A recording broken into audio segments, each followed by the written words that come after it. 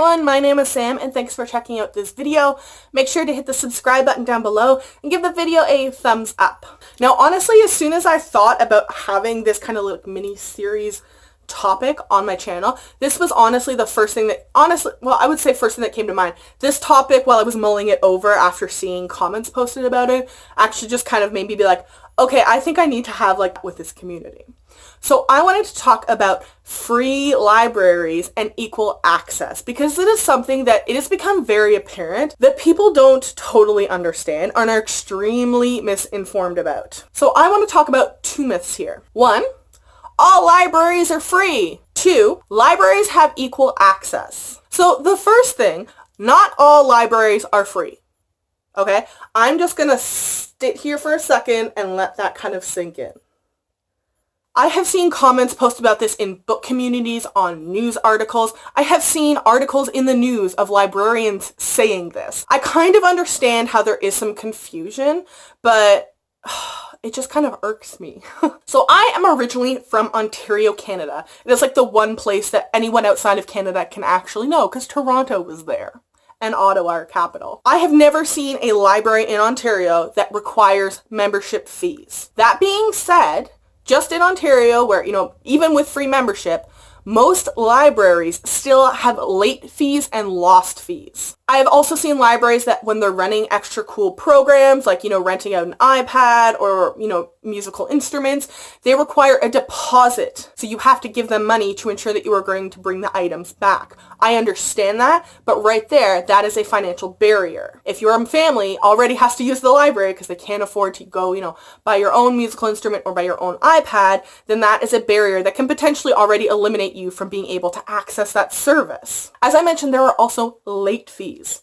Depending on each library, sometimes, the libraries, not all libraries have late fees. It is a slowly growing trend to get rid of them. However, an awful lot of libraries actually use those funds to fund the library, to pay for staff, to keep the lights on, to buy books, all that kind of stuff. However, librarians also acknowledge that that is a financial barrier. I know even when I was a kid, I would get to the library, I forgot my library card at home, my mom would let me use her library card, or my brother. No, you're not supposed to do that, but people do it, okay? Let's be real. If I was a day late or, 2 days late or I, God forbid, lost the book, that fine would stick on that card.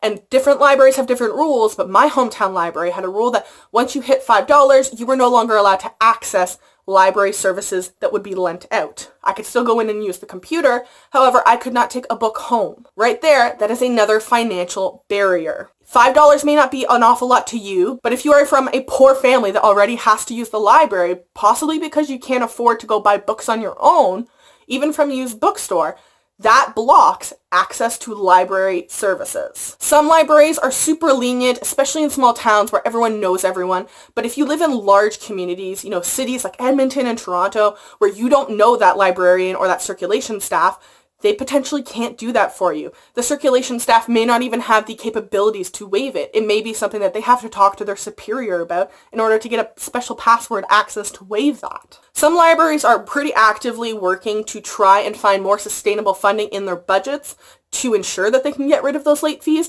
as well as the fact that, you don't know how many people are going to be late or lose things in the year, so you can't really know exactly how much you're going to get in late fees. So you don't really know how much you're getting coming in financially in order to support, your budget. An awful lot of libraries I've seen are also doing food for fines programs, which is a great idea. Also, again, it's a slightly big problem. If people are not able to afford that $5 fine, there's a good chance that they could be using the food bank or could be extremely restricted in how much they can give away to food. If they have, only $200 a month to feed the kids, they're going to feed the kids and not pay off the fine with a can of soup because that could be a meal. Finally, too, as someone who lives in Alberta, we do not have free memberships province-wide. About half of the libraries in the province worked for Canada 150 to try and have free memberships for the year. Some of them were able to do it. Some of them are still not able to do it. A lot of those communities depend on those membership funds in order to keep the lights on because they are not funded enough by their local government, either because they don't have the money to give the libraries or they just don't make it a priority. I have seen membership fees vary from $5 a year to a kid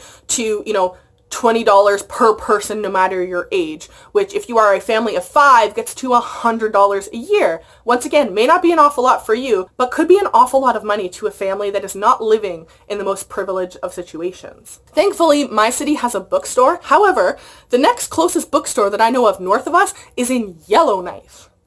That is about a day's drive away north, and the next closest one south is 6 hours in Edmonton. Our bookstore is very tiny and they don't have a ton of inventory. So people are basically just stuck with having to buy things offline, which can take a while to get to you if you live in a northern remote community, or to use the library. And if you have those financial barriers blocking you, it becomes a problem, especially considering reading and literacy tend to go hand in hand, and literacy plays a massive role in people's success future on in life. And going hand in hand with this topic of funding, not all libraries have equal access. Just alone, think of the licensing differences between Canada and the United States. Let's take a massive, massive famous series.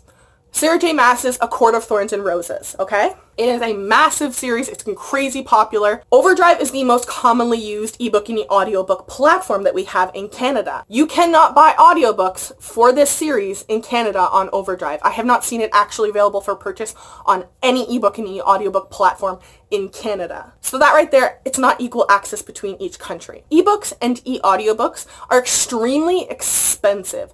I will go into that topic on another video because it is just long, but we pay more as a library for an ebook than you would as a person. Libraries have to have a lot of money to be able to build a digital collection. Those digital collections can be great, especially for remote communities, because you don't have to deal with late fees, you don't have to worry about getting to the library, especially if the library is only open for 3 hours a week. And especially if you live very remote where you still, even your closest library can sometimes be, an hour's drive away. You are required then to have a vehicle access during a certain window of time. And kind of going hand in hand with the first video that I talked about, professional librarians have a lot of information. We've done 2 years of, and even more of research on different topics. They can run interesting and new innovative programs. They can work on collection building in a different way. A lot of the times, smaller libraries especially are not able to afford a professional librarian, so they hire someone in the community who works for minimum wage and probably has, is either partially stay-at-home parent or works 4 other jobs to come into the library 5 hours a week to open the door so people can check books in and out, and that's all that they can honestly have the time and budget to do.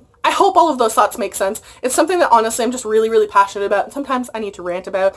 And it hurts my heart that people are just not aware of something as basic as, equal access and free, because not everything is free. Very few things are free, and a lot of things are not equal. Make sure to comment down below if you have a topic that you would like me to cover in this realm, or if you have any questions about this topic that maybe I need to clarify a little bit. Make sure to check the description box down below for links to all of my social media. If you follow me, I will follow you back.